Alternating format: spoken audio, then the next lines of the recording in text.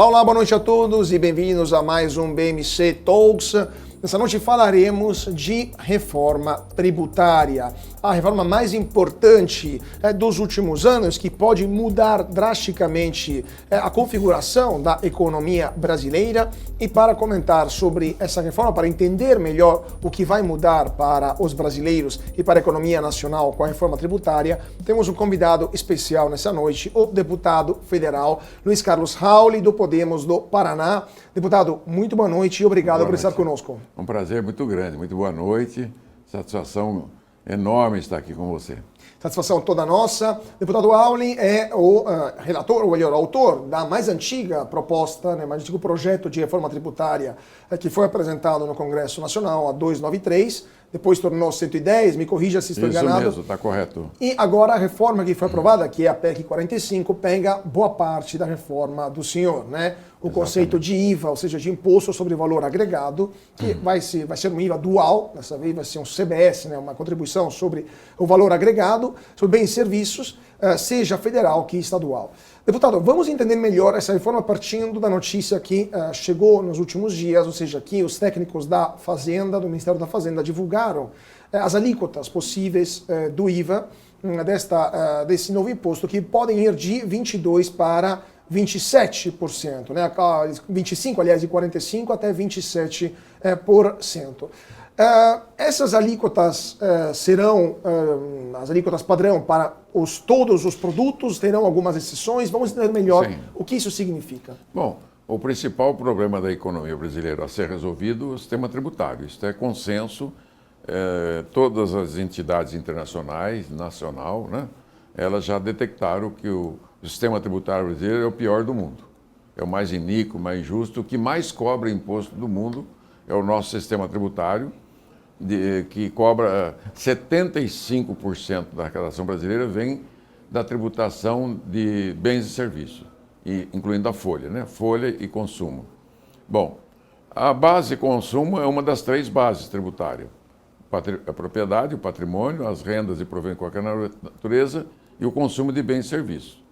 Então, ela mexe muito pouco com a parte de tributação patrimonial, que é o IPTU, o IPVA, o ITR, o ITCMD e o ITBI, que são 5 tributos de baixo poder arrecadatório. O imposto de rendas e proventos de qualquer natureza, pessoa física e jurídica, não mexe, né? E na base do consumo, onde está o maior problema, que tem as maiores renúncias fiscais do mundo, né? O maior contencioso tributário do mundo, a maior inadimplência tributária do mundo e o maior custo burocrático do mundo. E a maior sonegação. Então, a base do consumo vai ser trocada 5 impostos inicialmente. O ISS, o ICMS, o IPI, o PIS, COFINS, que representa 40% da arrecadação atual.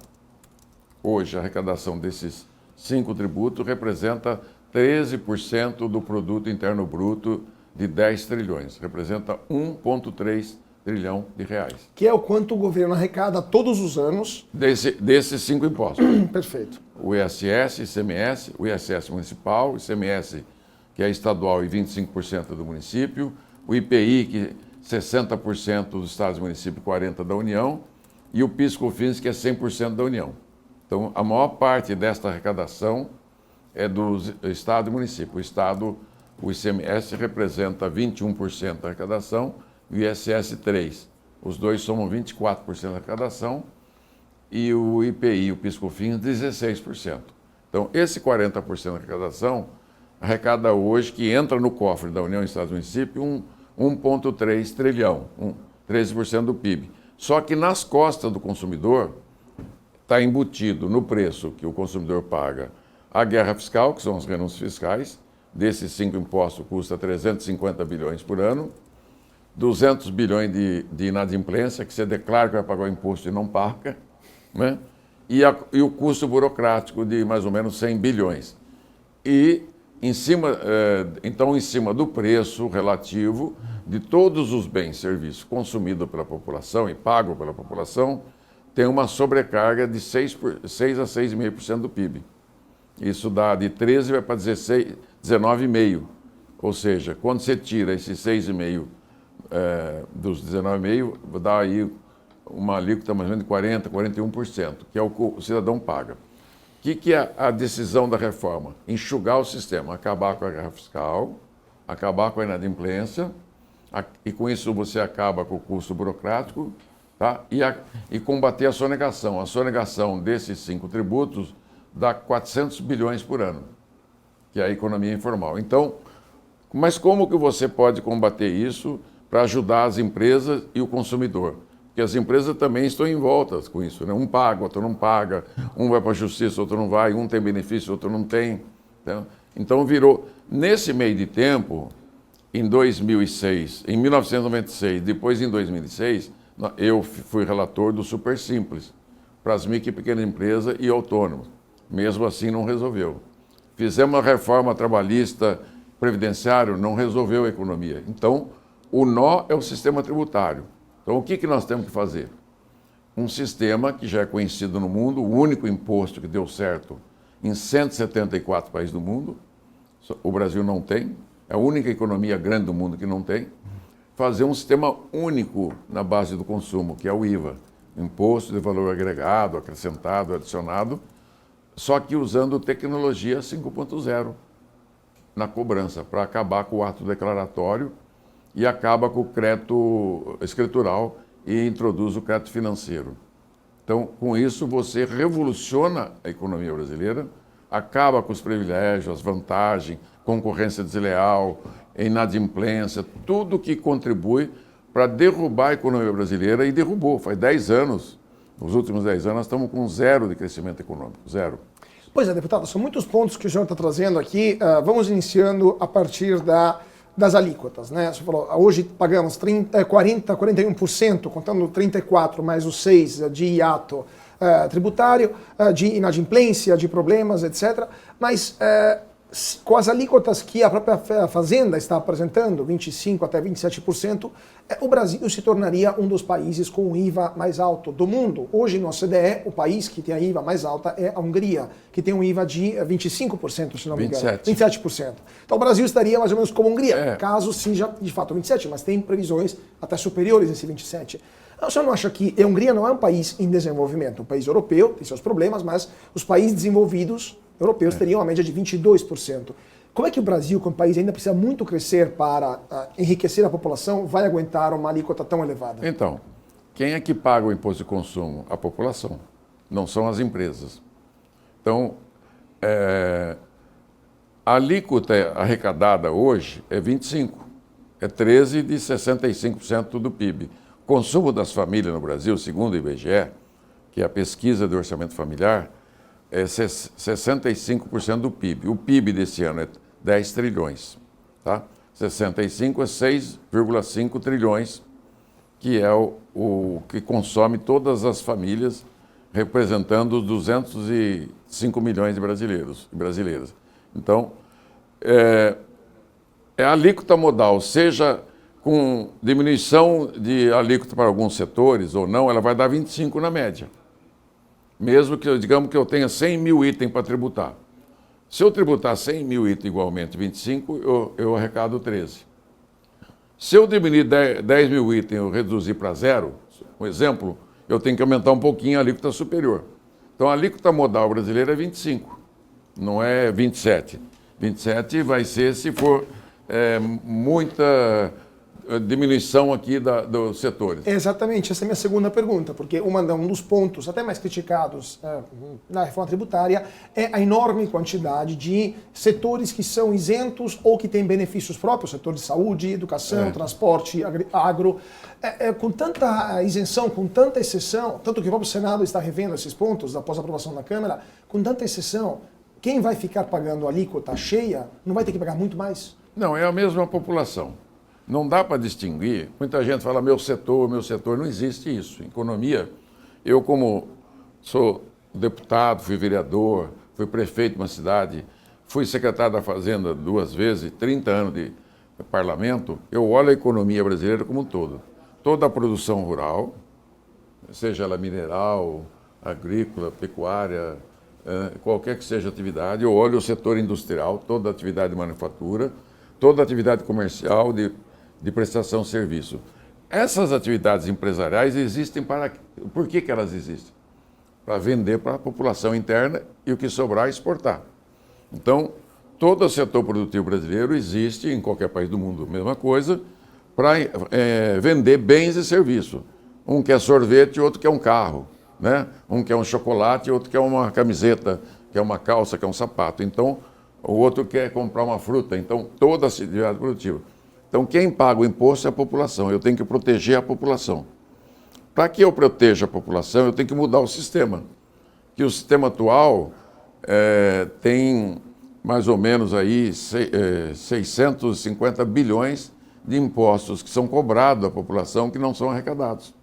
Esses impostos ficam nas mãos das empresas.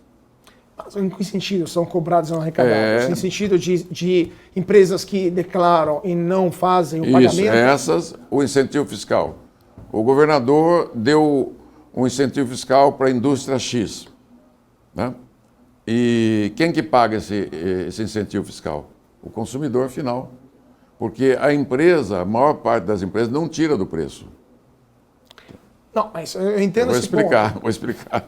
É difícil de entender. Todos os anos, os governadores do ICMS, eles dão 200 bilhões de incentivo fiscal para as empresas.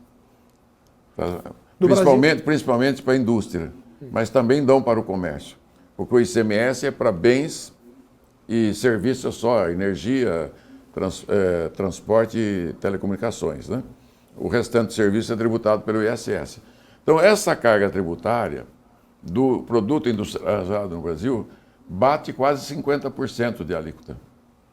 E ela vai toda para 25%, todas elas. Geladeira, fogão, carro, as máquinas, todos os eletrodomésticos, hoje, todos os industrializados, bate quase 50% de alíquota. Então, elas vão reduzir. Essas máquinas, tudo que você tem aqui, bate toda em quase 50%. Então, o senhor está dizendo que vai ter uma redução da carga tributária em cima da maioria dos produtos que hoje consumimos? Média global, sim, porque primeiro que uniformiza bens e serviços, que é uma coisa só. É como se fosse o bem e serviço é como se fosse um casal que há 50 e poucos anos lá atrás, a emenda constitucional 18 dividiu os bens e serviços. O município você tributa serviço, o estado você tributa bens, o governo federal tributa um pouquinho. Então, nós estamos unindo o que os 174 países do mundo já fizeram. A tributação de bens e serviços é uma só lei, uma só tributação nacional, destino e ali que está por fora. Exatamente esse ponto, depois eu queria voltar sobre a questão dos benefícios tributários, né? Exatamente sobre esse ponto. O Brasil é um país federativo, um país muito grande, como há poucos no mundo. Os Estados Unidos são um deles, e os americanos não têm uma alíquota única de IVA. Eles têm o IVA, né, o VAT, né? Mas eles não têm uma alíquota única. Cada estado tem a sua. E depois o governo federal tem a alíquota do imposto de renda. Por que no Brasil não pensou uma reforma nesse jeito? Porque senão, contando depois de falar também do Conselho Federativo, isso é um problema para a federação. Eu também, lá atrás, há mais de 30, 40 anos atrás, que eu tenho 50 anos de vida pública, nossa, vamos fazer um modelo igual ao americano. Mas não tem jeito, é muito diferente. O americano cobra 50% da arrecadação americana vem do imposto de renda. E 10% vem do patrimônio, 60%. Do consumo, se você quiser. Não, do patrimônio. Do patrimônio, IPTU, IPVA, ITR, transmissão causa-morte de ter vivo, 10%, e 50% do imposto de renda da pessoa física e jurídica. Lá eles cobram o imposto de renda para a Dedel. Tem a alíquota de quase 40%. Só que eles cobram um pouco do consumo. No Brasil, só 25% da arrecadação vem do imposto de renda e patrimônio. Então, para igualar os Estados Unidos, eu teria que aumentar o imposto de renda de todos os contribuintes em 150%. E teria que dobrar o IPTU, ITR e IPVA. Então, são economias diferentes. Eles já vêm com isso há mais de 50, 60 anos. E o nosso modelo há 50, 60 anos vem com o pior modelo do mundo. Então, com o uso da tecnologia, que foi bolado agora há uns 15 anos pelo Dr. Miguel Aboab, que é um engenheiro do ITA, que tem uma grande empresa em Joinville, Santa Catarina. O que o Dr. Miguel Aboab bolou? Ele falou, olha, Raul, ele lá há muitos anos mostrou o modelo dele e me apaixonei. Ele falou, olha, o Brasil tem o melhor e mais robusto sistema de nota fiscal eletrônica do mundo.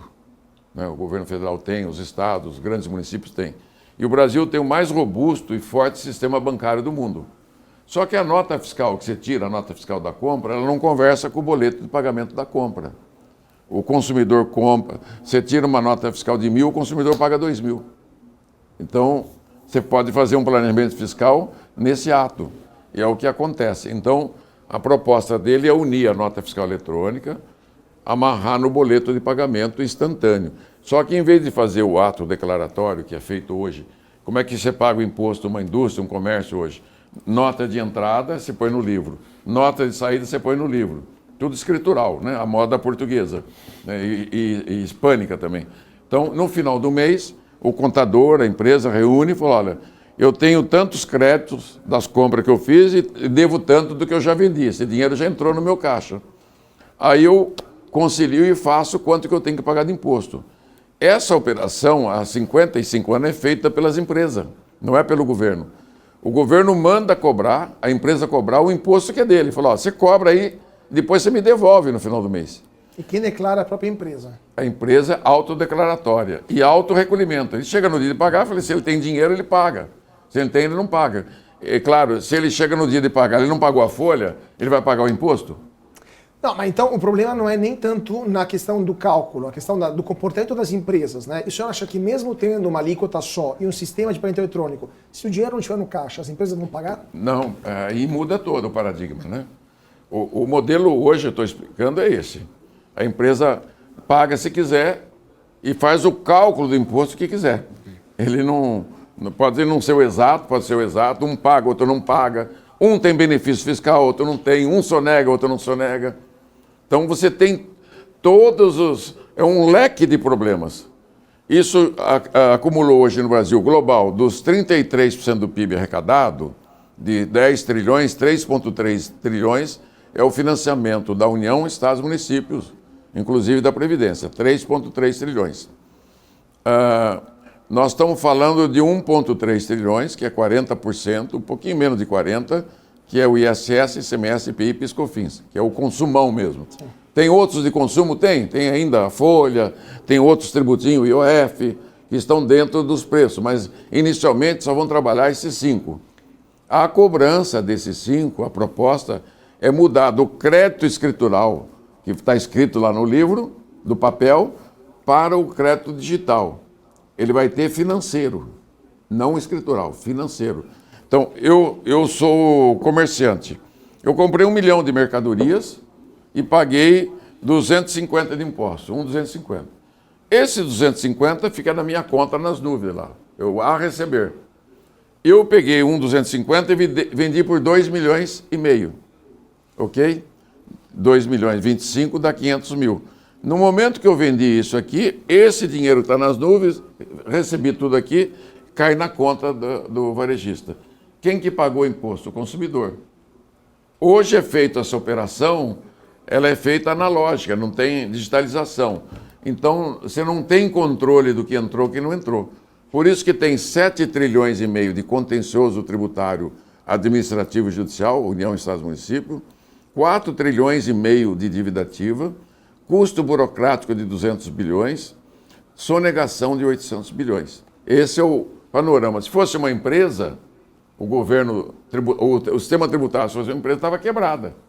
Então, ele está cheio de produtos ruins. Então, nós vamos trocar esses 5 impostos, que são da pior qualidade, são os impostos mais canalha e vagabundo que tem no mundo, por um imposto único nacional. Para fins administrativos entre governo, ele vai ser dual.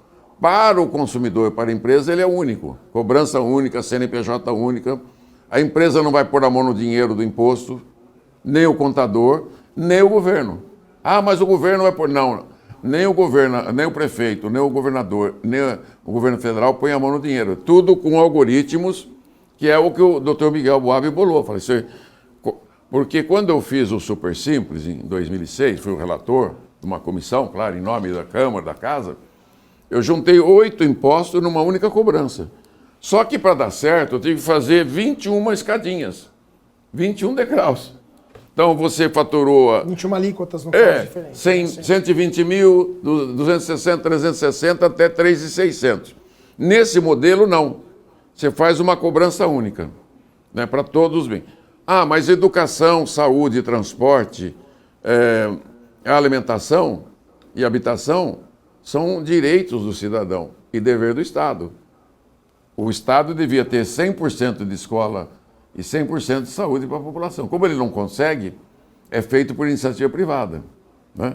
Então, por isso que essas são as principais exceções de alíquotas menores. Claro, mas agora o senhor falou que esses 5 impostos justamente são os mais, abre aspas, canalhas e que os prefeitos, os governadores não vão colocar a mão no dinheiro. Mas justamente há fortes críticas por parte de prefeitos e de governadores. Eu iniciaria falando da questão dos governadores. Há críticas um pouco menos virulentas do que de alguns prefeitos, mas há críticas, especialmente porque a guerra fiscal não é chamada guerra fiscal de um lado, mas ela na verdade é concorrência entre os estados, ou seja, os estados fazem concorrência entre si para quem oferece as melhores condições tributárias para que as empresas se instalem, e muitas vezes aquelas empresas não se instalariam naquele estado se não tivessem benefícios que compensam os problemas logísticos, os problemas burocráticos, etc. Então, o senhor não acha que acabar com a guerra fiscal não seria também um tiro no pé para muitos estados que hoje não conseguem oferecer condições mínimas logísticas, burocráticas, de mão de obra qualificada para as empresas? Não. O incentivo fiscal que os governadores dão é pago pelo consumidor. Se ele quiser dar incentivo, não tem problema, ele pode dar no orçamento dele. Os governadores têm mais ou menos por ano 25% da arrecadação nacional. 25 de 3 e 3, né? Então ele tem mais ou menos 800 bilhões, todos os governadores do Brasil. Ele pode gastar em segurança, em educação e saúde. Se ele quiser dar dinheiro do orçamento dele para atrair uma empresa, ele pode. Mas hoje hoje não. Hoje ele não tira do orçamento. Mas esse orçamento, a maioria vem do ICMS, não. Que será englobado no IVA. Então os governadores criticam o fato que não poderão mais fazer... Não existe nenhum país no mundo mais que dê incentivo fiscal no imposto. Não existe. Nenhum. O Brasil, o último... Por isso que é o patinho feio da economia. Então, esse custo da guerra fiscal dos governadores, que é 200 bilhões por ano, ele arrecadou ano passado 720 bilhões e deixou de arrecadar 200. Que ele cobrou a alíquota, mas deu esse imposto para a empresa. E a empresa, 90% não tirou do preço. Ninguém tira do preço. Não, eu entendo o ponto, mas se a empresa também não tivesse essa isenção... Ela ia sobreviver melhor. E as outras que não tiveram incentivo? Concordo. Eu entendo que tem uma questão, mas... É assim, uma economia liberal, uma economia de mercado, capitalista, liberal, não pode ter exceção. Tem que ter uma regra só. Não pode ter privilégio. Então, vou dar um exemplo concreto. Tua família é de São Paulo aqui. Está aqui há quantos anos? 50 anos. Né? Uma fábrica de biscoito. Chegou o Raul aqui, vou no prefeito, ganho o terreno, né? Ganho a isenção de ISS, de IPTU, vou lá no governo do estado, arrumo um incentivo do ICMS e vou no BNDES e financio uma fábrica de biscoito igualzinha à tua, só que toda moderna e com incentivo fiscal. O que vai acontecer com a fábrica de biscoito da tua família? Não, vai ter uma concorrência desleal. Não, vai quebrar, meu filho, quebra. É concorrência desleal predatória. Esse é o pior tipo de capitalismo que tem. O Brasil não tem um regime capitalista, ele tem o pior regime de capitalismo do mundo, onde os poderosos se assenhoraram da economia e dos tributos do Brasil. Além disso, eles formam monopólios, oligopólios, cartéis, trusts, abocanham 600 bilhões de incentivo fiscal por ano. A soma de todo o incentivo do federal também tem 400 bilhões por ano, mais 200 dos estados. O município não dá para calcular, porque o grupo de pressão econômica em cima do prefeito da Câmara fez com que a alíquota do ISS, que era 5, cair para 4, para 3, para 2. Hoje não dá 1,5 de alíquota efetiva. Mas então por que o senhor acha que os municípios, especialmente os grandes municípios, São Paulo, Rio, são os maiores contrários, são as entidades mais duramente contrárias a essa reforma? Isso é assim, é uma coisa que eu chamo não mexa no meu queijo, né? Já leu o livro? Não mexa no meu queijo. É uma cultura de achar que ele pode resolver e ele não tem força. Mesmo São Paulo, que é o maior município do Brasil, um dos maiores municípios do mundo, ele não tem força sobre o contribuinte, sobre as categorias. Embora ele seja poderoso, uma grande prefeitura, uma máquina magistral, você pega lá uma categoria de profissional liberal, paga R$1.000 de ISS por ano. em vez dele pagar 5% do cara que faturou 1 milhão por ano, entendeu? Então, ele não tem força. Os grupos de pressão, o imposto não é para brincadeira de fazer guerrinha fiscal, nem para atrair empresa. O imposto é para a manutenção do Estado. Qual é o primeiro compromisso do imposto no Brasil? Educação, saúde. E o terceiro maior, que é igual aos três, é a Previdência. Este ano, a Previdência Social vai pagar mais de 40 milhões de aposentados e pensionistas, R$1 trilhão. 10% do PIB. A Previdência é uma contribuição, deveria ser na base de imposto. Ela é deficitária. Né? Então, não, mas isso é um problema escuta, isso é Previdência. semântica jurista, de juridiquês. Vamos falar a verdade. Eu tenho que financiar o setor público com impostos, com contribuições e taxas. É a mesma coisa. Quem paga esse imposto? Quem é que paga a contribuição que está na folha? É o consumidor. Não, tudo bem, mas agora vamos chamar um rápido intervalo, mas depois a gente volta sobre esse assunto, mas de fato, contribuição social e para a Previdência deveria ser ou cada um por si, vai acumulando de forma patrimonial, ou eventualmente contribuição. Mas o Brasil já passou essa fase, não mas conseguiu fazer. É o problema da Previdência, né? Mas não conseguimos fazer. Vamos voltar já, 2 minutinhos de intervalo, gente, voltamos já para discutir da reforma da Previdência com o deputado Raul do Podemos do Paraná. Voltamos já.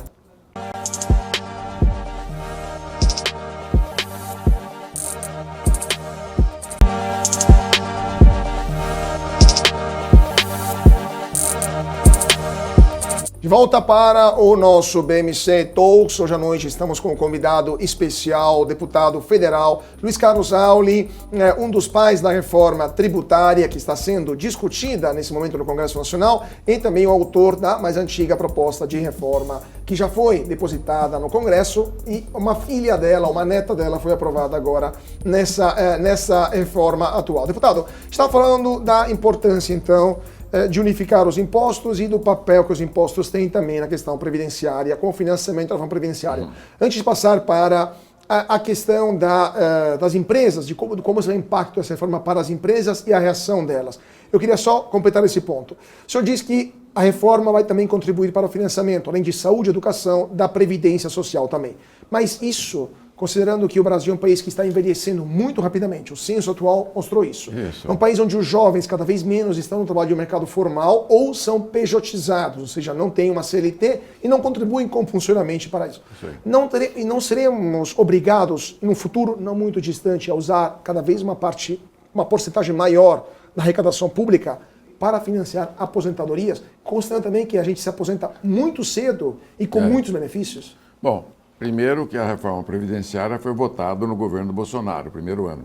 Já aumentou a idade bastante, ficou, inclusive, a idade de aposentadoria no Brasil é maior do que na França.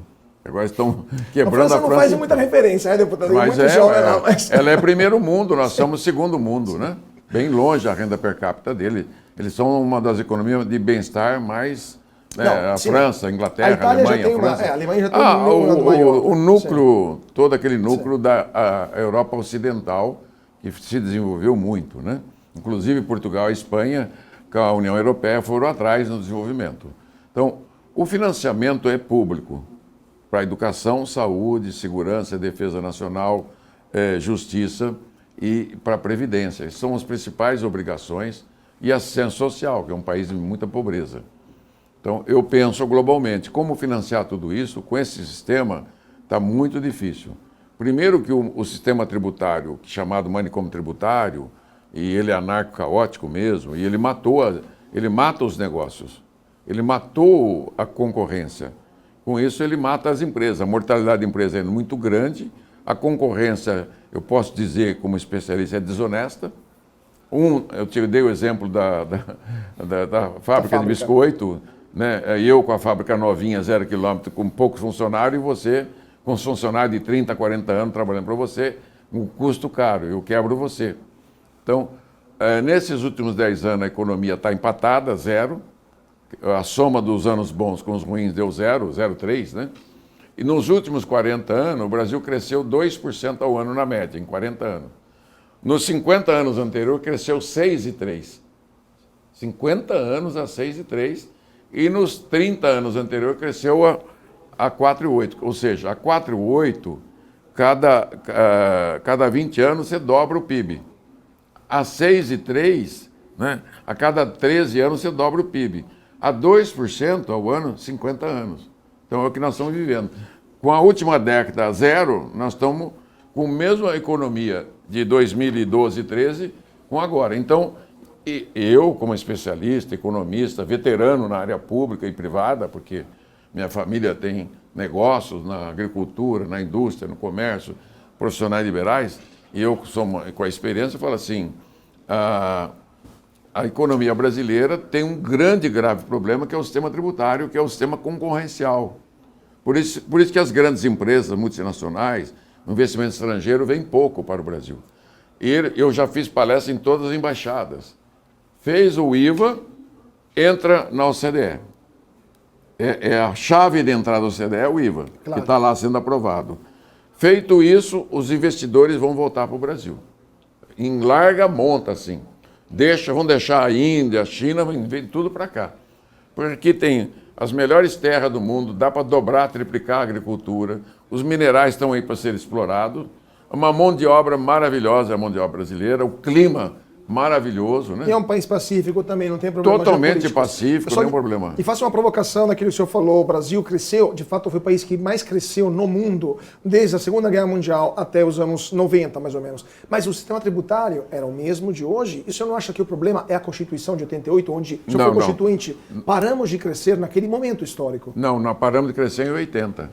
O último ano de crescimento foi 80, 81, 2 e 3, o PIB caiu 8,5%. Aí ele veio assim, aí veio a abertura política, porque com o último governo militar a economia fracassou, houve a negociação pacífica, com os políticos confiáveis. Os militares confiaram no Tancredo, no Dr. Ulisses Guimarães, no Richa, no Álvaro Dias, né, no Fernando Henrique, fizeram a transição para a abertura política. Aí veio o primeiro governo democrático eleito, quebrou o país também, o Collor. Aí veio o Plano Real com o Itamar, o Fernando Henrique, as reformas. Aí veio o Lula 1, 2, Dilma 1, forçaram a barra para eleger a Dilma no 2, Dilma 2, quebrou o país. E de lá para cá nós não nos acertamos mais. Então o problema é estrutural, não é da despesa, é um problema da arrecadação. Eu acabei de falar que nós temos... nos 33 arrecadados, não estou falando só dos 5 impostos, temos 1 trilhão de impostos perdidos, que deixa de entrar nos cofres, e é pago pela população. Quando você limpar esse sistema, você vai eliminar os piores impostos. Ou seja, você tem uma empresa grande, você tem lá 10 produtos, se 5 produtos são ruins, você elimina os 5 produtos e troca por um bom. Claro. Não, eu entendo essa questão também e, de fato, vai ter um aumento da carga tributária e uma simplificação. Mas, então, como o senhor disse, justamente, muitas empresas estrangeiras estão esperando essa reforma porque vai simplificar o custo, não tanto do pagamento, mas do cálculo do imposto muito elevado, e simplifica, em geral, o conceito, né, o cálculo das empresas. Mas então por que muitas empresas, tantos empresários, tantas categorias têm medo ou têm receio dessa reforma? O senhor também dá muitas palestras em entidades do varejo, da indústria. Tudo. E por que tanto empresário tem receio dessa reforma? Porque eles, como diz o Miguel Boab, que é da teoria das restrições, o ótimo local deles. Cada um arrumou o seu ótimo local. Eu tenho meu incentivo fiscal, eu tenho o meu planejamento fiscal, e eu tomo conta desse pedaço do mercado aqui. Esse aqui é meu. Não mexa no meu queijo. Só que uma economia de mercado liberal, capitalista, ela tem que ter uma regra isonômica. É o que nós estamos tentando fazer. Por incrível que pareça, dentro de um governo que é de esquerda, né? Só que o governo atual emprestou apoio à PEC. Quer dizer, embora tenha o API, que é um dos autores, o Eurico, o Santi, o Nelson, que tem a PEC 45, que é o Baleia Rossi, e o Baleia Rossi é o presidente do MDB nacional. E eu sou um social-democrata liberal cristão. Quer dizer, a reforma ela é suprapartidária, né, e de interesse da sociedade, dos consumidores, das empresas, do governo federal, dos estados e municípios. Nós temos a maioria dos prefeitos conosco e a maioria dos governadores. Nós temos o apoio né? E a maioria dos empresários. Eu mesmo, quando eu fiquei esses anos fora, dei consultoria, as maiores entidades do Brasil estão favoráveis. Né? Por quê? Porque o estágio de amadurecimento econômico não dá para você manter a economia com uma concorrência desleal como é hoje. Você tem tudo de benefício e eu não tenho nada. Então nós queremos criar um ambiente isonômico, claro, proteger a microempresa, né? Que eu sou o pai da microempresa do Brasil, vou proteger junto com o Sebrae, né? Com todos que sempre lutaram pela microempresa. A Zona Franca, que é um case mundial, porque o governo militar lá atrás, decidiram fazer com que a Zona Franca tivesse um parque industrial para proteger a floresta, e eles conseguiram manter. Tem custo? Tem. Aliás, eu quero dizer aqui da cúpula que terminou, amazônica, né? Por que vocês querem manter a floresta? Então pega a Zona Franca, compra tudo que tem lá e leva para a Europa. Não é isso? Vamos mudar o polo, Estou falando uma proposta, eu estou escrevendo essa proposta, que eles comprem todos os produtos industrializados, semi-manufaturados, na Zona Franca de Manaus, com produtos nativos e com mercado cativo em Europa. Compra 100 bilhões de dólares do polo e o Brasil não precisa pagar a conta lá. E evita o desmatamento, Estou errado? certeza.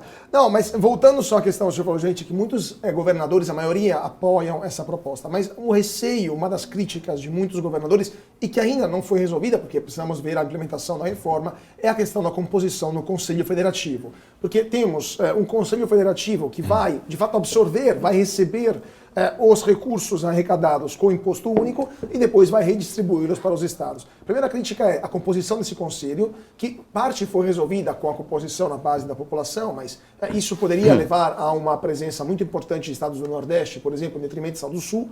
E, por outro lado, a questão o Brasil é uma federação, do risco de matar a independência orçamentária dos estados. Como é que o senhor responde a essas duas críticas? Então, primeiro, 95% das empresas estão no Simples. 7 milhões de microempresas e 15 milhões de MEIs. Ok? Então nós temos 5% de empresas fora, 1 milhão de empresas. 7 milhões de micro, 1 milhão de empresas no regime normal, né? De lucro real e lucro presumido, sim. E 15 milhões de MEIs, são os autônomos, ok? Então, se eu tenho 95%, o ISS dessa microempresa, o ICMS, o IPI, o PIS, COFINS, o imposto de renda, CSL e a folha de pagamento está sendo pago pelo Simples. Eles pagam 8 impostos numa única alíquota. E o Simples está fora da reforma. Em 21 casinhas, 21 escadinhas.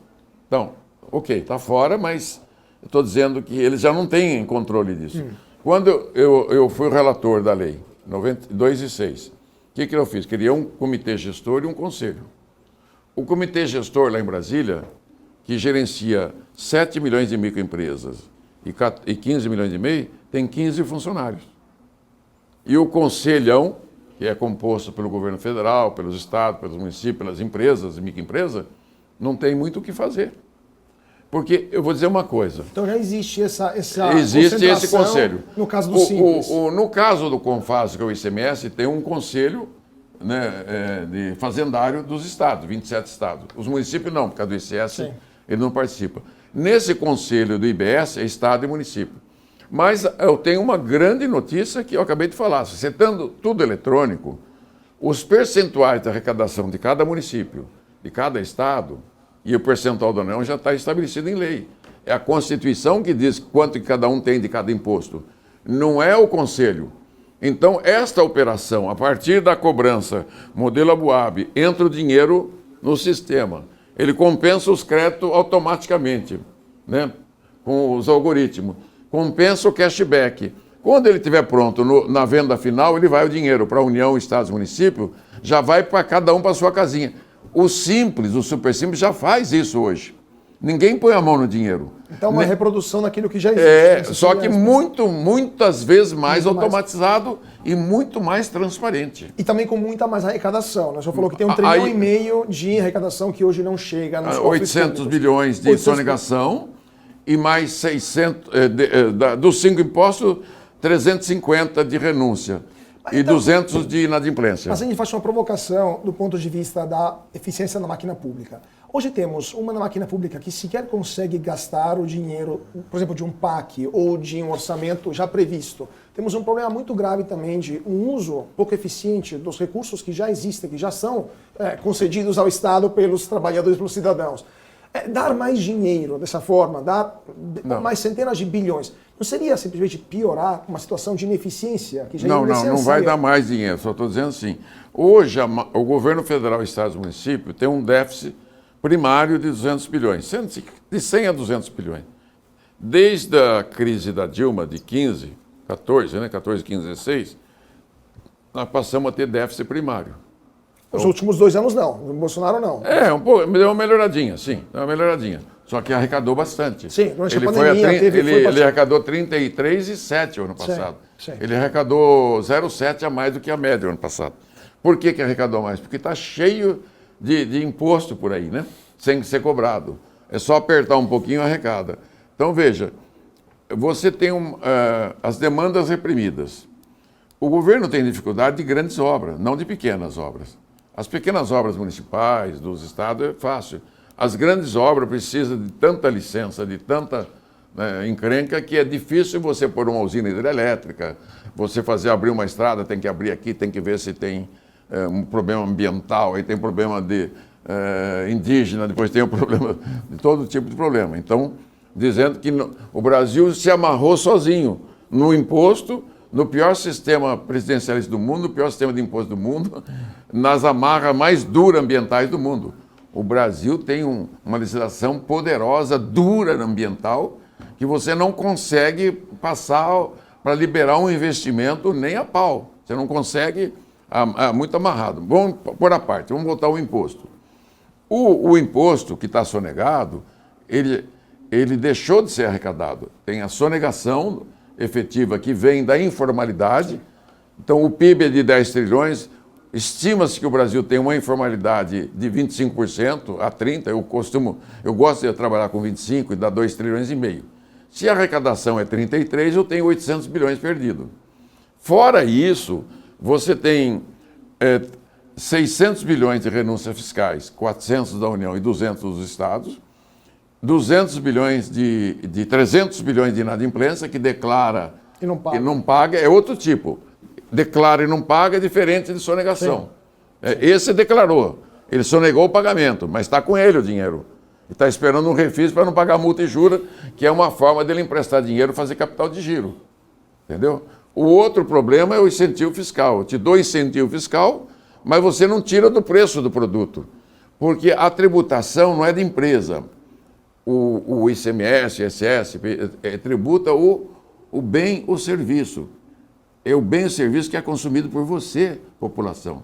Ele não tributa a empresa. A empresa, ela é encarregada do governo na marra. Ele fala, olha, o governo lá atrás falou, você, empresa, vai arrecadar para mim uma parte da sua venda. Você cobra na nota fiscal, paga, depois debita e acredita, e no final do mês você me devolve o que é meu aqui. Não, mas minha pergunta, deputado, é sobre a questão do uso do dinheiro que já é arrecadado e já o senhor fala, vamos eliminar a questão da não arrecadação, da sonegação, do não pagamento do imposto.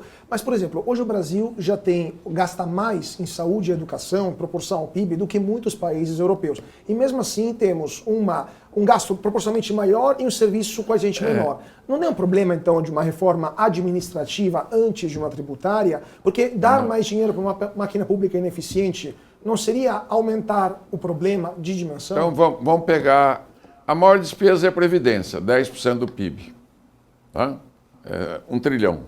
Depois saúde, 8%, mais ou menos. Não, a saúde pública é menor. Então, sobrou 23% do PIB para a União, Estados e Municípios, para todas as outras tarefas. A saúde, União, Estados e Municípios, deve dar hoje 350 bilhões, 3,5%. 4,5% é privado. Não, desculpa, 8% do orçamento, não do PIB, justamente, 8% do orçamento público. Não, o município é 15% do orçamento, só que gasta 30%. O Estado é 12%, gasta 12%. A União em torno de 10%, na média, gasta 12%. Então, a soma do orçamento da União, Estado e Município mais ou menos, grosso modo, 350 bilhões este ano, 3,5% do PIB. Então, a saúde pública atende 160 milhões de pessoas.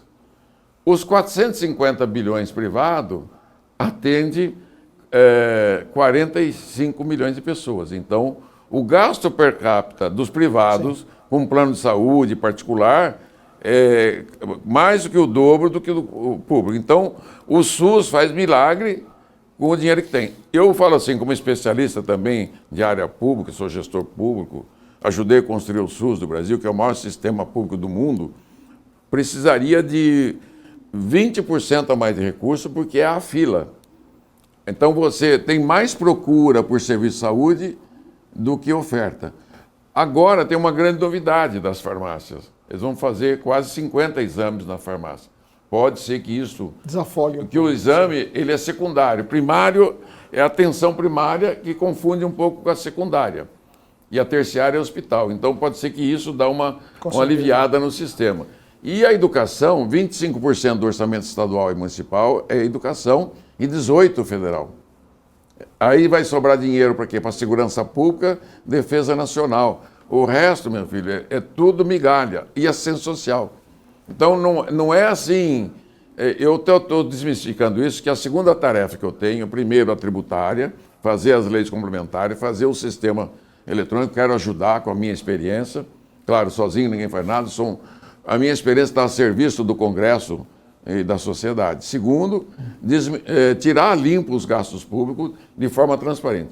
A primeira lei de transparência de conta pública é de minha autoria, da década de 90. Entendeu? Só que não ficou legal, está lá no TCU. Eu quero fazer gráficos amigáveis. Falou aqui, ó, quanto gasta, que arrecadou, né? Porque é muito difícil o gasto público. Você vai fazer corte e corta cafezinho, né? Pois é, né? Até o Ministério cortar, não dá nem bilhão muitas vezes, a cortar pastas que são recriadas dependendo do governo. Mas só terminando, o senhor falou dos MEIs, são 15 milhões de MEIs que existem no Brasil. E justamente uma das críticas que vem com a reforma vem dos MEIs, especialmente a profissionais liberais. Saúde, a gente falou que vai estar isento, mas, por exemplo, contabilidade, ou advogados, ou outras profissões, arquitetos, engenheiros, profissões liberais. Eles hoje pagam, em média, 5% mais ou menos sobre se eles têm Simples Nacional, por exemplo, dependendo da alíquota, dependendo do CNAE. 21% se faturar muito. Depende se fatura muito, mas o risco que, pelo menos, muitos estão apresentando, o perigo, segundo eles, é que a alíquota que eles vão ter que pagar aumente consideravelmente. Isso é uma crítica que também muitos especialistas estão fazendo. O risco de um aumento da alíquota nos serviços de aumento ao custo e eventualmente da inflação com isso. Né? Eu quero dirigir, né, do serviço agricultura, primário, secundário e terciário. São as atividades. Não existe prestação de serviço sem a atividade rural e industrial. Não existe. Nenhum do outro, nem o outro do um. Eles estão entrelaçados como carne marmorizada, que está a gordurinha lá no meio.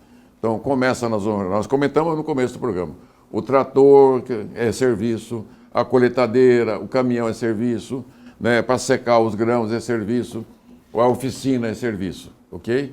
Aí a TI, hoje no campo está cheio de tecnologia de informação, é serviço.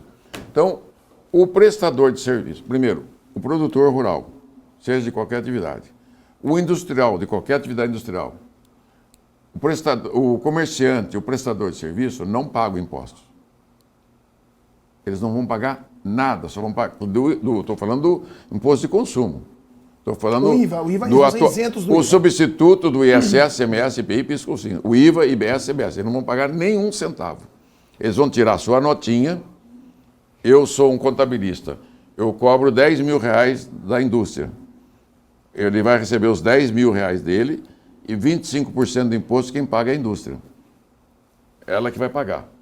A indústria, na hora que vender o seu produto para o varejista, ele recebe de volta esse imposto de todos os insumos que ele comprou. O agricultor hoje, que compra um monte de matéria-prima, um monte de insumo, de serviço, ele fica micado. Um estudo da LCA, CNI LCA, 12% do preço final da agricultura, que faturou ano passado 700 bilhões, dá mais ou menos 80 bilhões, o agricultor deixou de receber. Que ficou embutido no preço e foi para adiante a cadeia produtiva. Então, o IVA é mais do que um imposto. Ele é uma nova forma de negócio onde os contratos de compra e venda entre PJ com PJ, o imposto não entra mais no contrato. Ele fica fora do contrato. Porque ele será cobrado por fora, a alíquota por fora. E eletronicamente. Então, empresário do prestação de serviço, você que presta serviço para PJ, contador, advogado, engenheiro, qualquer atividade, médico da cooperativa, o médico de um hospital, não é problema teu pagar o imposto. Quem vai pagar esses impostos? Quem paga é o seu tomador, e o seu tomador, a hora que ele entregar o serviço para a população, ele está embutido nos 1 trilhão e 300 lá. E se, por exemplo, o prestador de serviço, o engenheiro, o arquiteto, o advogado, vender o seu serviço, emitir a nota para a pessoa física, então, lá vai ter um aumento. A pessoa física não pode repassar para mais alguém. Nesse momento tem. Só que essa pessoa física, ele vai pagar ali, vamos dizer, um seguro-saúde de R$1.000, vai pagar 250 de imposto. Um carro que ele compra de R$100 mil, que paga 46% de imposto, vai pagar 25%. Entendeu? Então o senhor disse que na conta geral da pessoa física vai cair para todo redução. mundo, vai desonerar as empresas, diminuir o custo de produção, com isso aumenta a empregabilidade das empresas, aumenta o lucro das empresas. Imagina um escritório de contabilidade no modelo novo, digamos que ele tenha 200 clientes, ele tem 40 funcionários. No modelo novo, ele pode ter 5 empregados. Então vai ter uma redução dos custos. Ele vai aumentar também, o ganho dele. Já tem vários estudos que aumentam o lucro dele. Então tem que pensar globalmente. Não dá para pensar no meu queijo, só no meu setor. Claríssimo. Deputado, temos mais 5 minutinhos. Eu vou pegar essa provocação do senhor falando justamente que vai ter uma redução geral da carga tributária e uma melhor eficiência. E como o senhor falou, isso em um governo de esquerda. Mas o mesmo governo de esquerda que aprovou, está prestes a aprovar definitivamente o arcabouço fiscal, que prevê um piso mínimo de gastos públicos. É o mesmo governo que vai entregar esse ano com um déficit primário de 130 bilhões, o ano que vem com 140 bilhões de reais, e que está necessitando de impostos, que está tentando catar de todos os lados. Decretos para exportação de petróleo, ou agora também novos impostos em cima da importação de produtos até $50. Então, como é possível que a população se sinta tranquila tendo uma reforma tributária, sabendo que, por outro lado, o governo está desesperado atrás de recursos? Bom, eu falo com experiência. O teto de gasto, ele foi no governo Bolsonaro, no Lula, no Bill Clinton e no Trump. Tanto que nos Estados Unidos, tanto para o Trump como o Bill Clinton, para o atual presidente, né? Para o Joe Biden. Joe Biden tem teto. Nos Estados Unidos, se o Congresso não dá o teto, para o governo. Os funcionários vão para casa e não recebem. Então, a questão do teto é mundial. A economia mundial atropelou a economia brasileira, não saiu da última crise, ela continua em crise e parou de crescer. Se o governo aumenta o número de aposentados, aumenta a longevidade, aumenta o número de doentes e aumenta o número de aposentados também no setor público e da iniciativa privada. Então, qual a despesa que ele tem mais premido? A saúde, a previdência e a assistência social. São as 3 grandes despesas federal, né? Claro, e aumenta a violência. Então, tem muita despesa de segurança pública. Sim. Então, o gasto público que o governo não tem no Brasil é capacidade de investimento, ele não tem poupança. Tanto que o investimento fixo no Brasil é 17%, 18%, daqueles 35% que não são tributados, divide entre setor público e investimento fixo. Se o governo tivesse 18% de investimento, o Brasil podia estar em 25%, 30% de investimento fixo. Faria com que o Brasil bombasse no mundo. Ele não tem poupança para investir, muito pouquinho. Ele não tem 1,5% de investimento. Então, o senhor está dizendo que é necessário que o governo arrecade mais para aumentar a capacidade de investimento. Ele tem que enxugar. Ele não é que ele tem que fazer a economia crescer. Ele não tem como tirar leite de pedra. Arrecadar mais numa economia que não cresce é matar todo mundo. E não adianta ele ficar fazendo corte marginal em ministério, que só acaba com o ministério, acaba com os programas. Isso eu estudei lá há 40 e poucos anos atrás, dos casos americanos, europeus, todos os cortes de gasto que são feitos na margem, eu vou tirar 20% de gasto, é para destruir o setor. Porque você... Então, o modelo brasileiro tem também um outro grande defeito. Você calcula o gasto do judiciário brasileiro e do legislativo, estão todos aposentados lá dentro da conta. E lá nos Estados Unidos não tem, na Europa não tem. Então, você tem que tomar um pouco de cuidado. Mas eu estou disposto a ajudar a abrir essa caixa preta, para poder melhorar a interpretação e ajudar o Congresso e o país a compreender e melhorar o gasto público. Mas eu quero cuidar primeiro de viabilizar o negócio.